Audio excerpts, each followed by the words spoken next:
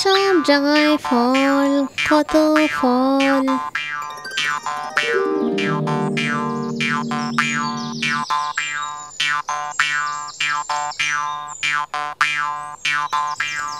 আহা, এই ফলগুলো কি সুস্বাদু হবে। এই ফলগুলো দেখে আমার মুখে তো নৌকা চালানোর মতো জল এসে গেছে। কাঠবেড়ালি, তুমি কত সৌভাগ্যবান, কত সুন্দর ফল খেতে পারছো। ওগুলো কত সুস্বাদুই না হবে। আরে কাঠবিড়ালি, একটুখানি ফল আমাকেও পেড়ে নিচে দাও না। এইসব ফল খরগোশ খেতে পারবে না, এটাই জঙ্গলের নিয়ম। তুমি গিয়ে দেখো কোথাও গাজর পাও কিনা।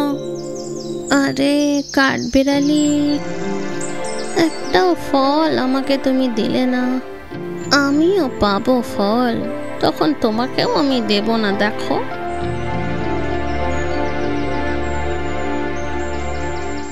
কোনো না কোনো ভাবে এই ফলগুলো খেতে হবে, এর স্বাদ আমি।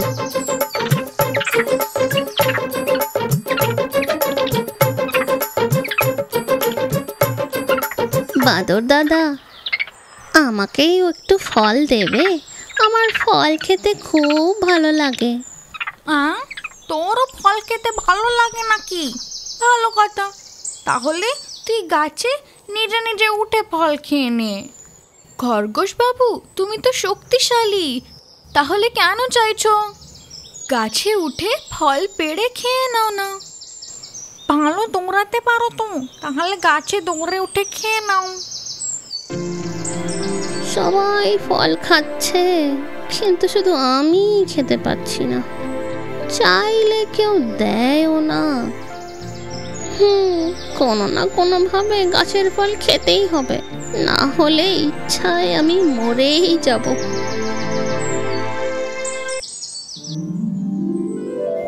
ওর কথা মতো গাছে একবার চড়ে দেখি, ওপরে পৌঁছে গেলে ফল তো খেতে পাবো।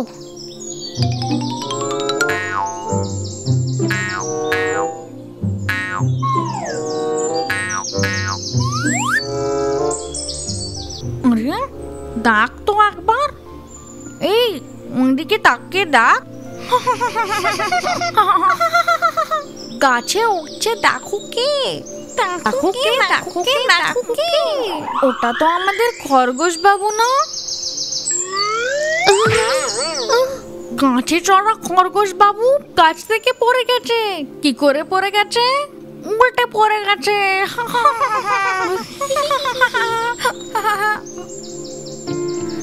আরে ওই বাঁদরগুলো আমার মজা ওড়াচ্ছে, পড়ে গেলাম আবার মজাও ওড়াচ্ছে। ফল খাওয়ার সব রাস্তা বন্ধ হয়ে গেছে, কি করব আমি? খরগোশের যে কোনো ভাবেই গাছের ফল খাওয়ার খুব ইচ্ছা ছিল। ওর ইচ্ছা পূর্ণ না হওয়ায় ও খুব দুঃখী হয়ে গেল। খুব নিরাশ হয়ে জঙ্গলের এক টিলার উপরে ও দুঃখী হয়ে একদম বসে গেল। খানিকক্ষণ পর ওই রাস্তা দিয়ে এক সন্ন্যাসী এলো।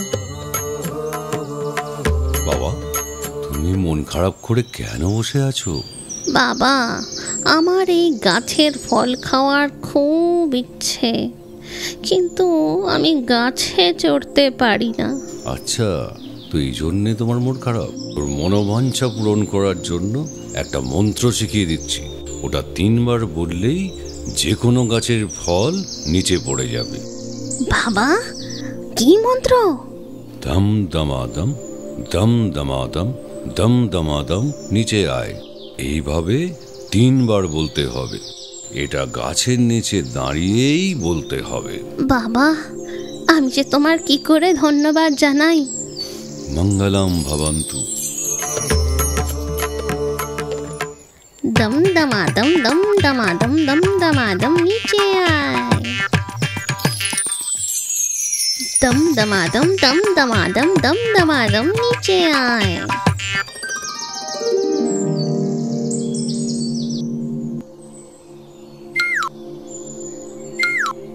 আহা আহা, কি মিষ্টি, খুব ভালো। এত মিষ্টি ফল খেতে পেয়ে আমি কি সৌভাগ্যবান, কি যে আনন্দ হচ্ছে। ওই গাছ থেকে কিছু ফল খাবো। দম দমাদম দম দমাদম দম দমাদম নিচে আয়। দম দমাদম দম দমাদম দম দমাদম নিচে আয়। दम दमादम दम दमादम दम दमादम नीचे आए।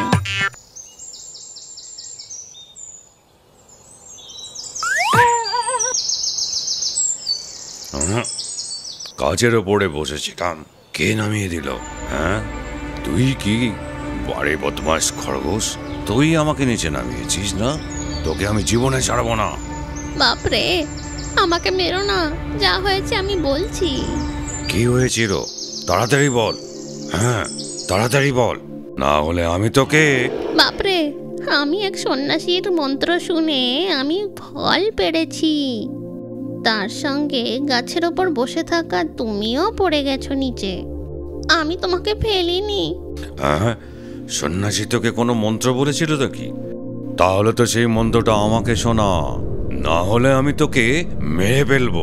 আমাকে মেরো না প্লিজ, আমি তোমাকে ওই মন্ত্রটা বলে দিচ্ছি বাবা। হ্যাঁ, এরকম সোজাসুজি বল, না হলে তুই বাঁচবি না।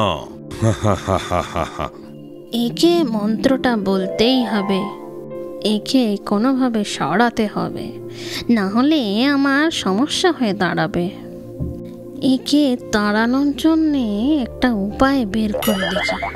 আমি আপনাকে মন্ত্র বলে দেবো, কিন্তু আমার বলে দেওয়া গাছের নিচে দাঁড়িয়ে মন্ত্র বললে তবেই কিন্তু ফল পাড়তে পারবে। ঠিক আছে, ওসব তো বুঝতে পেরেছি, তুই আমাকে মন্ত্রটা শোনা। ঠিক আছে, তৈরি হয়ে যান। কানে ভালো করে শুনতে পান তো?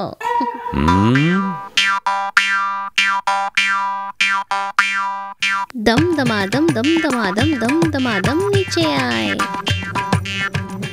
দেখো, ওই গাছের নিচে দাঁড়িয়ে মন্ত্র বলে দাও, সব ফল নিচে এসে যাবে।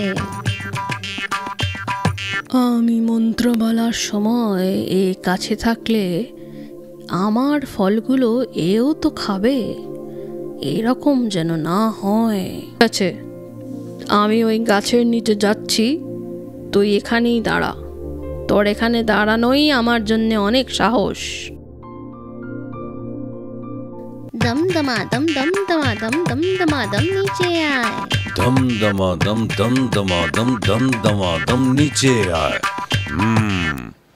দম দমাদম দম দমাদম দম দমাদম নিচে আয়।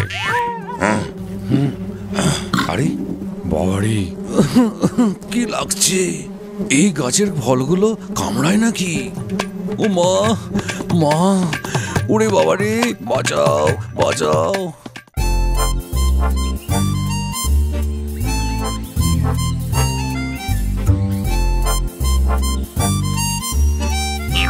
আরে বাবা,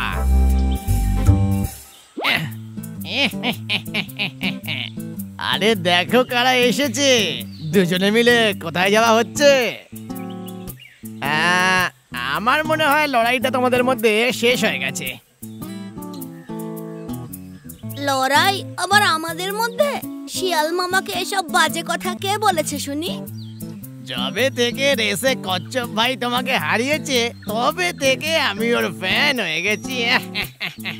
ও তাই? আমি কিন্তু শুনে খুবই খুশি হলাম। তুমি কি শুনলে খরগোশ ভাই, এই শেয়াল ভাই কি বললো আমাকে? দেখো কচ্ছপ ভাই, তোমাকে বলি, আমার মনে মনে একটা ইচ্ছা আছে। কি ইচ্ছা আছে? আগের বারের মতো যদি একটা ওরকম রেস করতে পারি তাহলে আমার খুব ভালো লাগবে। হ্যাঁ, এখনই নাকি? হ্যাঁ, এখনই। যদি রেসে একটু এগিয়ে গিয়ে থাকো তাহলে কচ্ছপ ভাইয়ের সঙ্গে আমি আছি তো। ব্যাটাকে যদি একবার হাতের নাগালে পাই তাহলে পুরো চিবিয়ে খেয়ে ফেলবো। একা একা? আসলে ওই একা মানে ওই একা আর কি, বুঝেছো তো? আরে না না, আমরা তোমার আর কোনো চালাকি বুদ্ধিতে ফাঁসবো না। কচ্ছপ ভাই, এটা নিশ্চয়ই ওই শিয়ালটার কোনো চালাকি। চলো আমরা এখান থেকে চলে যাই। তেরিকি আমার পুরো প্ল্যানটাতে জল ঢেলে দিল। ধর, ভাবলাম কচ্ছপটাকে চিবিয়ে খাবো, ধর শেষমেশ কিছুই হলো না। কচ্ছপ ভাই, ওই দিনকে তোমার কাছে হেরে যাওয়ার পর এই জঙ্গলে আর কারোর কাছে মুখ দেখানোর মতো অবস্থা আমার নেই। তোমাকে আমি কিভাবে হারিয়েছি ওই গল্পটাই, তাই না? ওটা কিন্তু শুধু এই জঙ্গলে নয়, পুরো দেশে ফেমাস হয়ে গেছে। আর গল্পটা এখন সুপারহিট। কি আমার জন্য তুমি দেশের সব খরগোশদের লজ্জাজনক পরিস্থিতিতে ফেলেছো? আরে বাবা, তোমার মধ্যে যেটুকু অহংকার বাকি ছিল সেটুকুও চলে গেছে। না আমার কোনো অহংকার আছে, না নিজের প্রতি কোনো গর্ব আছে।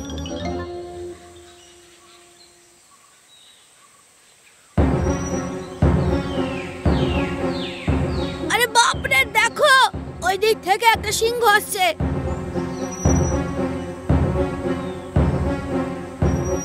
ও বাবা, আমার মনে হচ্ছে সিংহ আমাদেরকে দেখে নিয়েছে। এবার আমরা কি করব?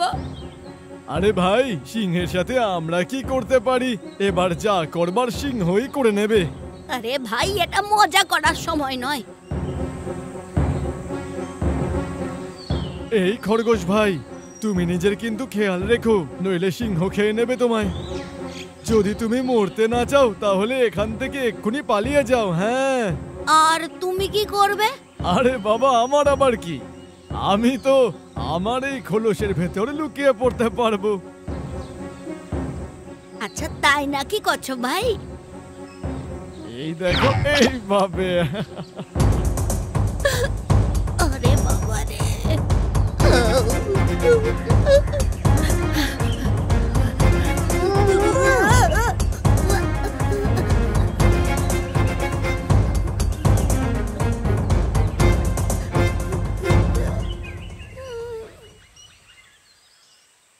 এখন শুধু বাঁচার একটাই উপায় আছে। আজ তো আমার কপালটা বেশ ভালোই, আজকে আমাকে শিকার করতে হবে না। কিরে খরগোশ, আজকে তোকে খেয়েই পেট ভরাবো আমি। হ্যাঁ, এটা ঠিক বলেছেন। আমি এখানে আপনার জন্য একটা গিফট নিয়ে অপেক্ষা করছি, আর আপনি নাকি আমাকেই খেতে চাইছেন। কি, তুই আমার জন্য গিফট এনেছিস?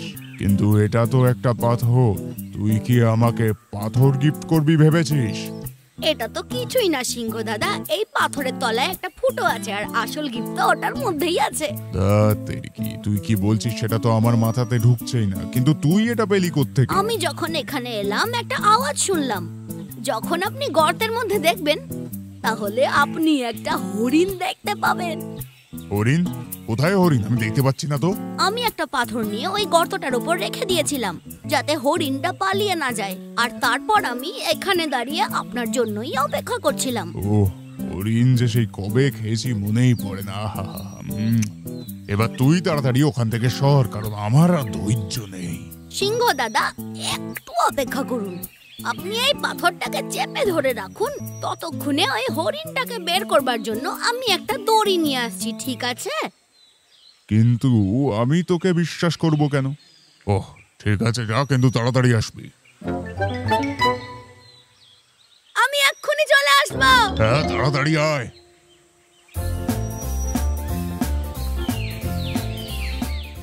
আরে এই খরগোশটা কোথায় গেল দড়ি আনতে? এটা চেপে রেখে তো আমার পায়ে ব্যথাই হয়ে গেল। হাট, কখন যে আসবে ও? কি ওরে বাবারে, এখানে তো কোনো গর্ত আমি দেখতেই পাচ্ছি না। তার মানে ওই খরগোশটা আমাকে বোকা বানিয়েছে। এই খরগোশ, তুই আমাকে বোকা বানিয়েছিস, তাই তো? আমি তোকে ছাড়বো না।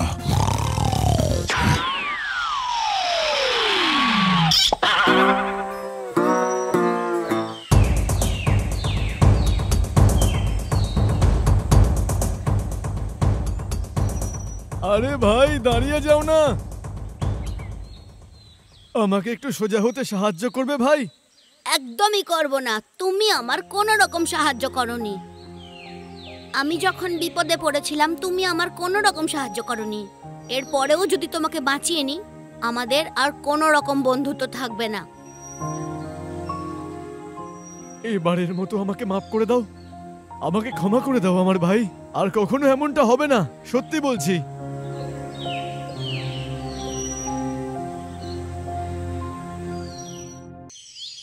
বাদল রাজা তার দল আর 1 পয়েন্ট পেয়ে গেছে।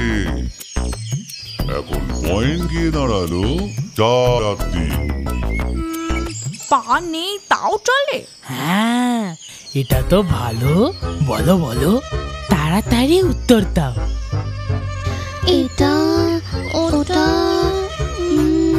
জবাব আমি দিচ্ছি। ভেবে বলো, তোর ভুল হলে পয়েন্ট ওরা পেয়ে যাবে। ঘড়ি। বাবা বাবা, ঠিক উত্তর। এবার পয়েন্ট দাঁড়ালো 4-4।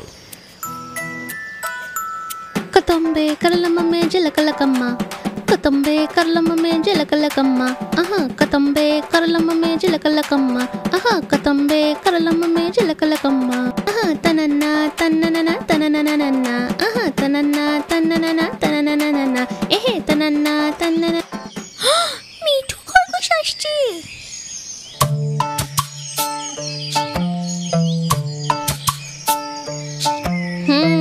কি হলো, সবাই মিলে কি ষড়যন্ত্র করছো? আরে ওসব কিছু না মিঠু, আমরা তো সবাই মিলে ধাঁধা প্রতিযোগিতা খেলছি।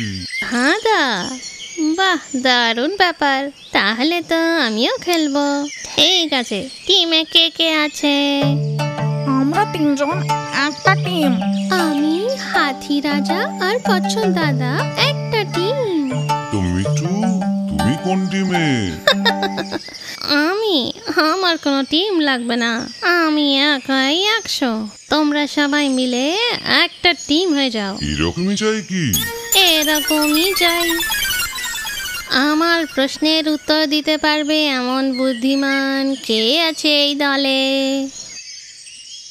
তাহলে এই নাও প্রথম প্রশ্ন। রেডি? পা দিলে কাঁধে চড়ে। পা দিলে কাঁধে চড়বে। বুঝে গেছি, উত্তর বাদর রাজা। আমি? না।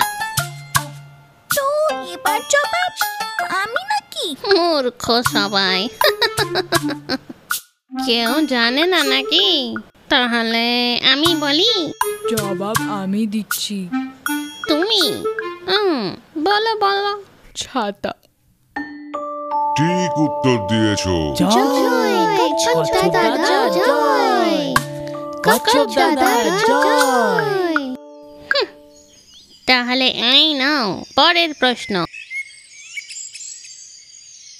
আমার রং তো কালো, যেখানেই যাও আমি তোমার সঙ্গে থাকবো। বলো। কিরে কিরে? আমার রং তো কালো, যেখানেই যাও আমি তোমার সঙ্গে থাকবো। হ্যাঁ, ভূত। আরে যা রে, ওটা ঠিক উত্তর নয়। কি গো কচ্ছপ দাদা, এটাও জানো নাকি তুমি? জানি। আরে এটাও তুমি জানো নাকি? উত্তর ছায়া। ঠিক উত্তর। কচ্ছপ দাদা জয়, কচ্ছপ দাদা জয়। পাহাড়ের মতো এলো মিঠু খরগোশ, এই দূর হয়ে গেল। এমনিতেও জলে থাকা প্রাণীর বুদ্ধি বেশি হয়। ওর ওই তো বুদ্ধি। কচ্ছপ দাদা, তাহলে তুমি আমাকে কি দৌড়ে হারাতে পারবে নাকি? পাখি রানী করতে পারে। মিঠুকে আমি উড়ে হারাবো। তোর সঙ্গে প্রতিযোগিতা নয়, ওর সঙ্গে, ওই বুদ্ধিমানের সঙ্গে। ও বুদ্ধি দিয়ে দৌড়াবে। আর না তো কি, বুদ্ধি দিয়ে দৌড়ানো সেটা কি সম্ভব? আরে কি গো, দৌড়াবে নাকি হার মেনে নেবে? ওহো, প্রতিযোগিতার জন্য তো আমি নেই। না না, কচ্ছপ দাদা দৌড়াবে। কচ্ছপ দাদাই জিতবে। তুমি জিতে যাবে কচ্ছপ ভাই। আমরা যদি মন দিয়ে করি তাহলে সবকিছুই সম্ভব।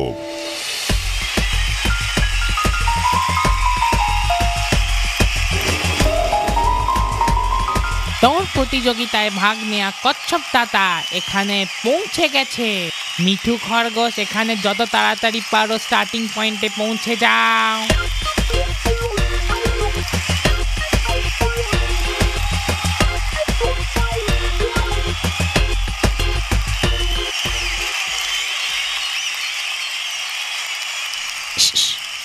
কি পিছিয়ে আসতে চাইলে এখনো সময় আছে, ভেবে দেখো। দৌড়ানোর জন্য রেডি তো? হ্যাঁ, আমি তৈরি। আর এখন প্রতিযোগিতা শুরু হতে চলেছে। দৌড়ানোর রাস্তা নদীর পাড় থেকে ছোট পাহাড় ধরে, ব্যাঙের পুকুর পেরিয়ে, গাজরের ঝাড় ঘুরে আবার এখানে ফিরতে হবে। সিটি বাজালে দৌড়ানো শুরু করতে হবে। Ready?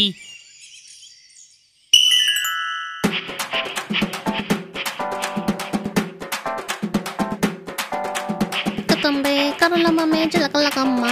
Aha, katambe karulama me jalakalakamma.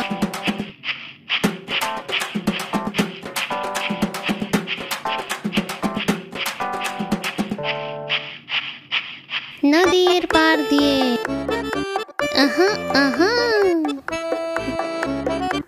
ছোট পাহাড় চড়ে চড়ে যাও, চড়ে যাও, চড়ো চড়ো চড়ে যাও।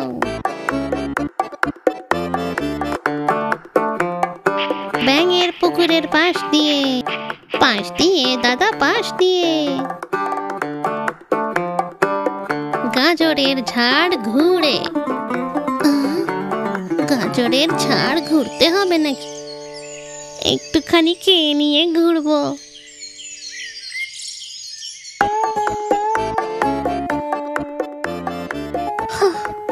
বাপরে, পেট ভরে গেছে, এবার ঘুম পাচ্ছে। ওর আসতে দিন থেকে রাত হয়ে যাবে।